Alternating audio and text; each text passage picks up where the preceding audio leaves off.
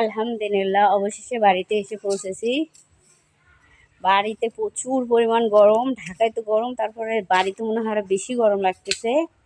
আমার মাথা চুল টুলের কি অবস্থা দেখো, মানে পুরা মানে অবস্থা খুবই খারাপ। জার্নি করে আসা প্রায় 7-8 ঘন্টা জার্নি, জানোই তো জার্নি করলে কতটা কষ্ট হয়।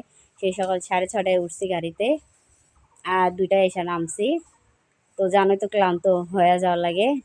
যে দেখো আমাদের বাড়ির অবস্থা, বাড়িতে মানুষ না থাকলে ঘাস গজায় গেছে।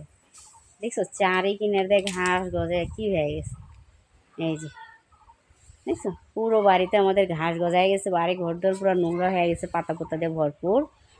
আর ঘরের অবস্থা তো আরও খারাপ, কারণ ঘরে মানুষ না থাকলে ঘরের পরিবেশ খুবই খারাপ হয়ে যায়। বিছানাপাটির অবস্থা খুবই খারাপ, সব এলোমেলো। তো এইগুলি গুছাবো।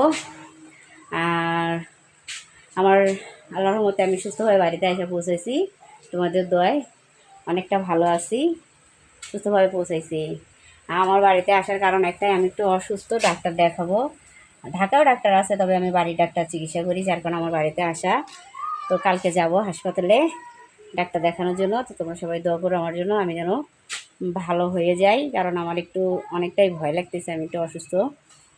আর তোমাদের সাথে আমি প্রত্যেকটা ভিডিও শেয়ার করব, কারণ আমার ভিডিও তোমরা দেখো, অবশ্যই কমেন্টে জানিও আমার ভিডিওগুলো কেমন হয় তোমাদের কাছে। ভালো খারাপ যাই হোক অবশ্যই আমাকে কমেন্টে জানাবা, কারণ তোমাদের উৎসাহ পেলে আমি নতুন সামনের দিকে মানে সামনের দিকে কোনো কিছু করার একটা উৎসাহ পাবো। যে না, আমার ফ্রেন্ড যারা আছে, ফলোয়ার আছে, সবাই আমাকে ভালোবাসা দিচ্ছে, আমার সাথে আছে। ঠিক আছে, তোমরা আমাকে অবশ্যই সাহস দিও, তোমাদের ভালোবাসা আমার কাম্য। তো তোমরা সবাই ভালো থেকো, সুস্থ থেকো, আল্লাহ হাফেজ।